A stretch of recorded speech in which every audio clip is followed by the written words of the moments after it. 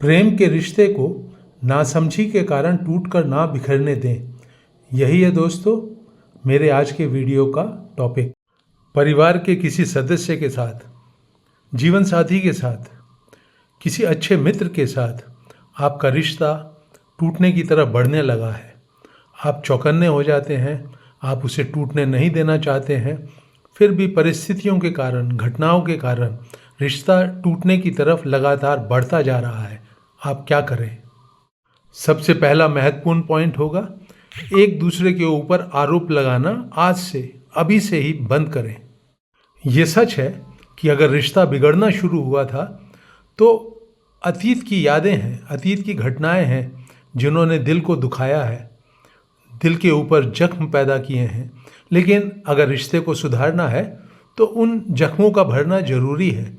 और उसके लिए ये जो बार बार एक दूसरे के सामने याद करते हैं, तुमने अतीत में ये मेरे साथ गलत किया, तब मेरी बात नहीं सुनी, तब मेरी अवहेलना की, तब मेरे को बेइज्जत किया, मेरे दिल को चोट पहुंचाई, इस तरह के आरोप लगाना एक दूसरे के ऊपर फौरन बंद कीजिए। जब एक दोस्त को ज़रूरत थी तो किसी कारणवश दूसरा दोस्त उसके साथ आकर नहीं खड़ा हो पाया। अब ये जो पहला दोस्त है ये इस बात को भूलता ही नहीं, ना दूसरे दोस्त को भूलने देता है।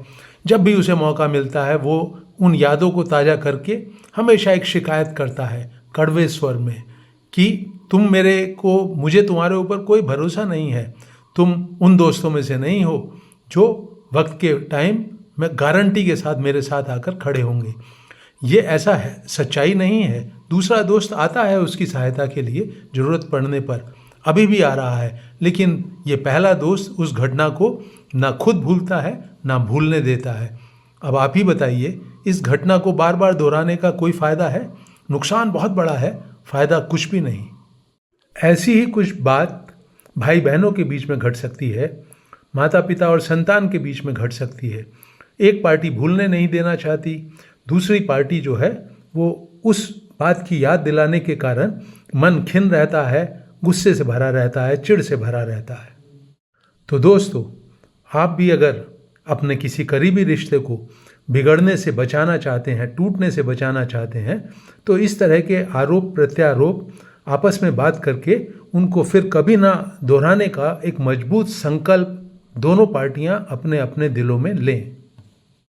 जो दूसरा पॉइंट जिसकी तरफ मैं आपका ध्यान आकर्षित करना चाहता हूं, वो कह रहा है कि अगर अतीत में कुछ गलत घटा है जिसके की कारण रिश्ता जो है, प्रेम का रिश्ता डगमगाने लगा है, तो उस घटना के कारण जो दूसरे के दिल पर चोट पहुंची है, जख्म हुआ है, तो वो जो एक पार्टी है वो बिना किसी कंडीशन को लगाए हुए माफ़ी मांग ले, दिल की गहराइयों से, अपने पूरे वजूद से। प्रेम के रिश्ते को टूटने की तरफ बढ़ाने के लिए अधिकतर देखा गया है कि दोनों पार्टियां जिम्मेवार होती हैं, कम या ज़्यादा। तो ये जो माफ़ी मांगना है दिल की गहराइयों से, अपने पूरे वजूद से, बिना कोई कंडीशन थोपे हुए, अगर तुमने ऐसा किया तो मैं ऐसा करूँगी, मैंने ऐसा किया तो तुम ऐसा करना, इस तरह की कोई भी कंडीशन ना बीच में लाए हुए दिल की गहराइयों से अपने पूरी अतीत की गलतियों के लिए दोनों पार्टियां एक दूसरे से माफ़ी मांगें और फिर उन गलतियों को कभी ना दोहराने का एक संकल्प मजबूत करें, उनकी याद ना दिलाने का एक संकल्प दोनों पार्टियां अपने अपने दिलों में मजबूत करें। तो ये एक बहुत महत्वपूर्ण कदम होगा रिश्ते को फिर से सजाने संवारने में। प्रेम के रिश्ते में दोस्तों के बीच, परिवार के सदस्यों के बीच, जीवन साथी के बीच साथ अगर कोई गलती हो जाती है तो उसका एक दबाव बनता है, दूसरा आदमी शिकायत करता है, लड़ता झगड़ता है, गुस्सा करता है। तो इस दबाव के प्रभाव में आकर अगर कोई इंसान माफ़ी मांगता है तो उसको मैं माफ़ी मांगना नहीं समझूंगा। माफ़ी मांगने का अर्थ है कि आपने दिल की गहराइयों से तौबा कर ली, हमेशा के लिए मन में ठान लिया, मजबूत संकल्प कर लिया कि अब वो गलती, वो काम फिर कभी नहीं दोहराऊंगी। गलती हो जाने से दिल को चोट पहुंचाने का कोई काम कर देने के कारण ये जो पीड़ा होती है एक इंसान को, पति को या पत्नी को, दोस्त को, परिवार के किसी सदस्य को, जो अपनी गलती के कारण पीड़ा होती है, ये पीड़ा होता है आपका वो टीचर जो आपको उस गलती को फिर कभी ना दोहराने की ताकत देता है, समझ देता है। तो अपनी भूल के कारण, अपनी गलती के कारण रिश्तों में जो एक खरखराहट आई है, एक कड़वाहट आई है, एक दूरियां बढ़ी हैं, उसकी जो पीड़ा है उसको कभी ना भूलें। उस पीड़ा को याद रखते हुए आप जो आप संकल्प करेंगे कि उस गलती को फिर कभी ना दोहराने का, वो संकल्प आपका जरूर पूरा होगा। मेरा तीसरा पॉइंट कह रहा है कि आप रिश्ते को एक बिल्कुल नई ऊंचाइयों तक पहुंचाने के लिए, उसमें फिर से प्यार की मिठास पैदा करने के लिए, अपनेपन का भाव पैदा करने के लिए आप रिश्ते का वो जो एक बटन है उसको फिर से रीसेट करें और कहें कि हम दोनों एक बिल्कुल नई शुरुआत करेंगे, जिससे कि हमारा रिश्ता, उसकी जड़ें बहुत मजबूत होती हुई चली जाएं, बहुत प्रेम से भर जाए। रिश्ते में बिल्कुल नई शुरुआत करने का वायदा, एक संकल्प पहले भी दोनों पार्टियों ने आपस में किया होगा, लेकिन इस बारी इसको बिल्कुल नए आयाम तक, नई ऊंचाइयों तक पहुंचाएं। इसमें बहुत समझ लगाकर इसके ऊपर अपने कदम उठाएं। सबसे पहली प्रमुख बात मेरे देखे होगी कि जिन चीज़ों ने आपको अतीत में आनंद दिया है, रिश्ते को मजबूत बनाया है, आप कहीं साथ साथ घूमने गए हैं, कोई आपकी एक हॉबी है जिसको कि आप दोनों साथ साथ करते हैं, कुछ ऐसा काम है जिसे साथ साथ करते हैं, जिस कारण भी आपके बीच में जो एक आकर्षण है उसकी जड़ें बहुत मजबूत होती चली गई हैं अतीत में, उसको एक नया रूप दें। पुरानी बातों को मत दोहराएं, पुरानी घटनाओं को फिर से जीने की कोशिश ना करें, पुरानी जगहों पर बार बार जाने की कोशिश ना करें। अब आपको बिल्कुल नए सिरे से नई घटनाओं को जन्म देना है, नई जगह घूमने के लिए जाना है, नए आयाम ढूंढने हैं जिनमें आपको वो नए काम नए ढंग से करने हैं, जिनको कि करके आपको लगता है कि आपके जो रिश्ते में प्रेम का एहसास है, जो मजबूती का एहसास है, उसकी जड़ें बहुत मजबूत होती चली जाएंगी। तो नई शुरुआत करने का अर्थ हुआ नए काम करना, नए एक्शन करना, नई जगहों पे जाना, नए सिरे से अपनी सोच को बदलना, नए सिरे से अपने एक्शंस को अंजाम देना। क्या फ़र्क डालता है ये बिल्कुल नए तरह से काम को करना, नए कामों को करना? दोस्तों, ये समझने जैसा है। जब आप कुछ भी नया करते हैं तो आपकी जो अटेंशन है, जो आपकी किसी भी चीज़ को ध्यान से देखने की ताकत है, उसको आपको बढ़ाना पड़ता है। नया काम है, नए ढंग से कर रहे हैं, अटेंशन को बढ़ाना पड़ेगा। बहुत केयरफुली, बहुत ही ध्यान से आपको वो काम करना पड़ता है।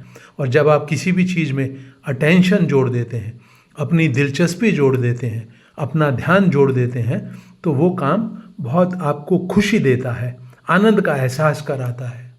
और टूटने की कगार की तरफ बढ़ रहे रिश्ते को, प्रेम के रिश्ते को अगर फिर से घनिष्ठ बनाना है, अपनेपन से भरना है, तो इस तरह के काम जो बिल्कुल नए हों, वो घटनाएं जो बिल्कुल नई हों, उनको जीवन में लाना, उनको जीवन में उतारना बहुत महत्वपूर्ण कदम साबित होगा।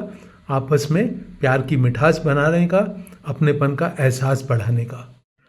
टूटने की तरफ बढ़ रहे रिश्ते को फिर से मजबूती प्रदान करने के लिए, फिर से उसमें प्रेम की मिठास घोलने के लिए मेरा चौथा पॉइंट कह रहा है कि जब भी दोनों पार्टियों के बीच में, पति पत्नी के बीच में, रिश्तेदारों के बीच में, किसी दोस्त के साथ, किसी परिवार के सदस्य के साथ अगर टकराव पैदा होता है, तकरार पैदा होती है, तो इसमें जीतने की कोशिश ना करें।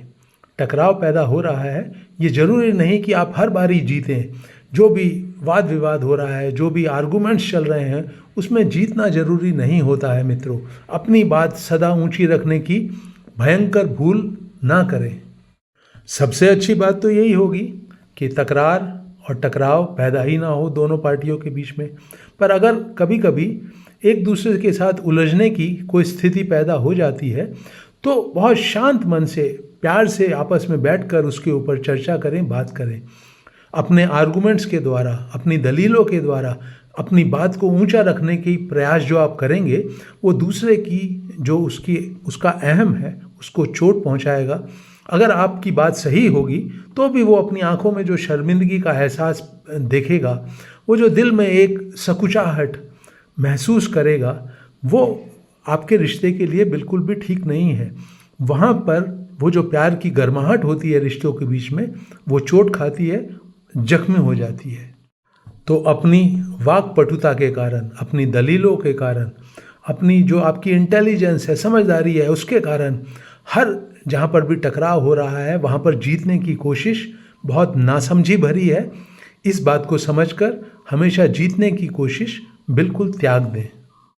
तो दोस्तों, मैंने 4 महत्वपूर्ण पॉइंट्स की चर्चा आपके साथ करी है, जिनको ज़िंदगी में उतार कर आप प्रेम के किसी भी रिश्ते को जो टूटने की कगार की तरफ बढ़ रहा है, जो बिखरने लगा है, जिसमें से प्यार की मिठास कम हो रही है, उसको सुधार सकते हैं, संवार सकते हैं, टूटने से बचा सकते हैं। अपने इस वीडियो को मैं यहीं रोक रहा हूँ। मुझे उम्मीद है कि आपको पसंद आएगा। इसे आप लाइक करेंगे और अपने करीबी लोगों के साथ, मित्रों के साथ व्हाट्सएप ग्रुप वगैरह में शेयर करेंगे। मैं हूँ डॉक्टर सुधीर शर्मा। मेरे यूट्यूब चैनल का नाम है हैप्पीनेस सीक्रेट्स। आप उसे खुद भी सब्सक्राइब करें और अपने करीबी लोगों से भी कराएं। आप चाहते हैं कि मैं किसी नए विषय पर वीडियो बनाऊं तो उसको भी कमेंट सेक्शन में अवश्य लिखें। जिन भी दोस्तों ने इस वीडियो को अंत तक वॉच किया है, उनका बहुत बहुत धन्यवाद।